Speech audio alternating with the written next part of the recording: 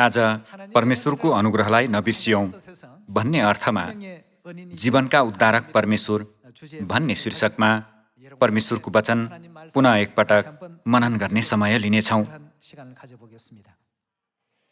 हाम्रो जीवनका उद्धारक, के यहाँहरूले आफ्नो जीवनकालमा कुनै खतरा वा सङ्कटको अनुभव गर्नुभएको छ? यदि यहाँहरूले त्यस्तो अनुभव गर्नुभएको छ भने र त्यस्तो खतरा र सङ्कटमा आफ्नो ज्यानको समेत परवाह नगरी यहाँहरूलाई बचाउने व्यक्ति कोही छ भने के यहाँहरूले त्यो अनुग्रहलाई बिर्सन सक्नुहुन्छ र? त्यो अनुग्रहलाई कदापि बिर्सन सक्नुहुन्न। एकैछिन बाँचेर मर्नुपर्ने यस्तो क्षणिक जीवन भए पनि आफ्नो जीवन बचाएका व्यक्तिको अनुग्रहलाई कहिल्यै बिर्सन हुने छैन। उक्त व्यक्तिले यहाँहरूलाई जे अनुरोध गरे पनि उसको अनुग्रहलाई चुकाउनको निम्ति यहाँहरू जे पनि गर्न तयार हुनुहुनेछ। त्यसो भए परमेश्वर चाहिँ नि त हामीले परमेश्वरबाट कति ठुलो अनुग्रह प्राप्त गरेका छौँ भनेर सोच्ने हामीहरू हुनुपर्छ। लुका अध्याय 10 को वचन हेर्दै हाम्रो जीवनका उद्धारकको अनुग्रहप्रति धन्यवादी मन लियौँ। लुका अध्याय 10 को पद 30 को वचन हेरौँ। येशूले जवाफ दिनुभयो, एकजना मानिस यरुसलेमबाट यरीहोतिर जाँदै थियो। त्यो डाकुहरूको फेला पर्यो। तिनीहरूले त्यसलाई नाङ्गै पारेर पिटे र अधमरो पारी छोडेर गए। संयोगले एकजना पुजारी त्यही बाटो भएर जाँदै थियो र त्यो अधमरो मान्छेलाई देखेर त्यो अर्कोपट्टि तर्केर गयो। त्यसै गरी एकजना लेवी पनि त्यस ठाउँमा आएर त्यसलाई देखेपछि अर्कोपट्टि तर्केर गयो। तर एकजना सामरी उसको यात्रामा जाँदै गर्दा त्यो मान्छे भएको ठाउँमा आइपुग्यो। त्यसलाई देखेर उसको मन दयाले भरियो र त्यस कहाँ गएर तेल र दाख मध्य लगाएर त्यसका घाउहरूमा पट्टी बाँधिदियो र आफ्नै गधामाथि चढाएर त्यसलाई एउटा पौवामा ल्याई त्यसको हेरचाह गर्यो। भोलिपल्ट उसले चाँदीका 2 सिक्का पौवाको मालिकलाई दिएर भन्यो, यिनको हेरचाह गर र अरू बढी खर्च लागे म फर्केर आउँदा तिमीलाई तिरिदिनेछु। येशूले सोध्नुभयो, तिम्रो विचारमा यी 3 जना मध्ये डाकुहरूका हातमा पर्ने मानिसको छिमेकी कुन चाहिँ ठहरियो?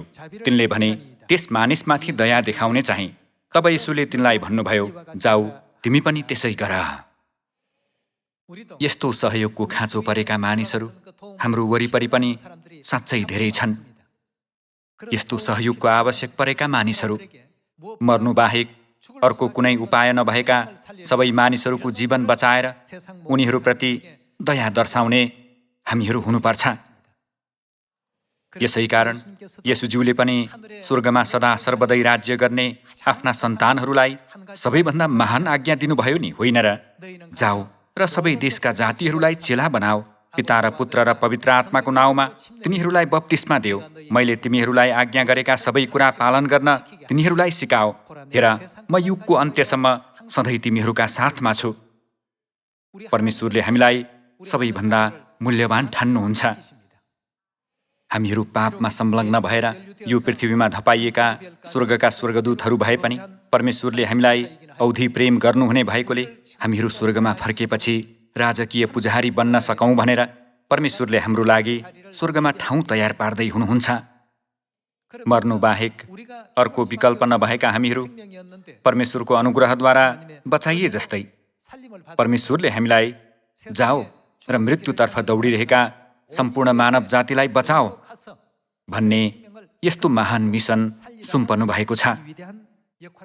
परमेश्वरको प्रेम र अनुग्रह कति महान छ। मृत्युजन्य असङ्ख्य पापहरू बोक्नको निम्ति परमेश्वर स्वर्गको सिंहासनलाई पछि छोड्नु भएर यो पृथ्वीसम्म आउनुभयो। मानौ कुनै एकजना राजाको छोराले अपराध गर्यो। छोरालाई बचाउन राजाले आफ्नो सिंहासन र महिमा सबै त्यागिदिए अनि आम मानिसको स्वरूपमा दैनिक काम गर्दै निम्न स्तरको जीवन जिए। आफ्नो छोराले गरेको सबै गल्तीको सजाय तिनले सट्टामा भोगेको कुरालाई सोची हेरौँ। आफूले गरेको पापले गर्दा यदि अरू कसैले त्यो पापको भारी सट्टामा भोग्दै कष्ट पनि सट्टामा भोगिदिन्छ भने त्यो अनुग्रहलाई जीवनभर त के सदा सर्वदा पनि बिर्सन सकिँदैन नि, होइन र? त्यो सदा सर्वदा स्मरणीय रहनेछ। परमेश्वरबाट हामीले कस्तो अनुग्रह प्राप्त गरेका छौँ भन्ने कुरा येशूज्यूले डाकुहरूका हातमा परेका मानिसको छिमेकी सम्बन्धी दृष्टान्त मार्फत वर्णन गरिदिनुभयो। डाकुहरूका हातमा परेका मानिसले एकजना सामरीबाट अनुग्रह प्राप्त गर्यो। लेवी र पुजारी पनि ऊ भएकै बाटो भएर गएका थिए। उसलाई सहयोगको खाँचो परेको भए पनि तिनीहरूले आफ्नो बेफाइदाको बारेमा मात्र सोचे र ऊबाट तर्केर गए। तर सामरीले चाहिँ यात्राको क्रममा यस्तो अवस्थाको सामना गर्नु परे पनि ऊबाट तर्केर गएनन्, तर उसको जीवन बचाउनको निम्ति तिनले सक्दो प्रयत्न गरे। तिनले आफ्नो यात्राको आनन्द र यात्रामा प्रयोग हुने खर्चलाई पछि सारे र त्यस मानिसलाई बचाउनको निम्ति आवश्यक पर्ने कुरामा ध्यान केन्द्रित गरे। फेरि भन्नुपर्दा तिनी आफ्नो आनन्दलाई त्यागेर त्यस आत्मालाई बचाउने कार्यमा समर्पित भए। त्यसो भएपछि त्यो मानिस निको हुँदा उसले यी 3 जना मध्ये कसलाई त्यो अनुग्रह तिर्छ होला? पुजारीलाई कि लेवीलाई कि सामरीलाई त? येशूज्यूको प्रश्नमा व्यवस्थाका पण्डितले भने सामरी नै डाकुहरूका हातमा परेको मानिसको छिमेकी हो। तब येशूले तिनलाई भन्नुभयो, जाऊ तिमी पनि त्यसै गर। किन त? किनकि हामीले पनि परमेश्वरबाट यस्तै अनुग्रह प्राप्त गर्यौं। परमेश्वरले यस्तो अनुग्रह संसारका सबै मानिसहरूलाई बाँड्नु भनेर भन्नुभयो। तर यो कार्य सजिलो छैन। आफ्नो समय र आनन्द त्यागेर मर्न लागिरहेको एकजना मानिसलाई बचाउनमा मात्र हामीहरू केन्द्रित हुनुपर्छ। यो कुरालाई पुनः एकपटक मनन गर्दै हामीलाई बचाउन शरीर धारण गरेर आउनुभएका स्वर्गीय पिता र स्वर्गीय माताको अनुग्रहलाई आजको यो क्षणदेखि नै नबिर्सियौं।